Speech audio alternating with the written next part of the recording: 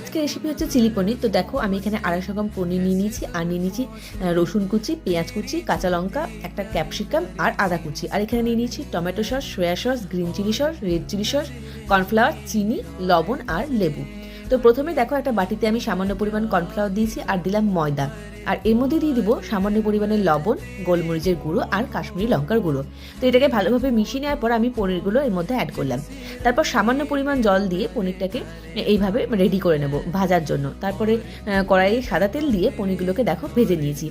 আর পনির ভাজা হলেই ওই তেলেই দিয়ে দেবো দেখো আদা কুচি, রসুন কুচি আর কাঁচা লঙ্কা।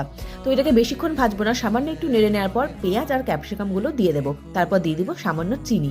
তো আবারও একটু নেড়ে নেওয়ার পর যে আমি সসগুলো দেখালাম সেই সসগুলো সবই এর মধ্যে অ্যাড করব। আর একটা বাটিতে সামান্য ওই কর্নফ্লাওয়ারের গোলা জলটাও এর মধ্যে দিয়ে দিলাম। তারপর দিয়ে দিলাম পনিরগুলো। তো দেখো কালারটা কি সুন্দর চলে এসেছে। আর সবশেষে এটাকে লেবু দিয়ে নামিয়ে নিব। তো খেতে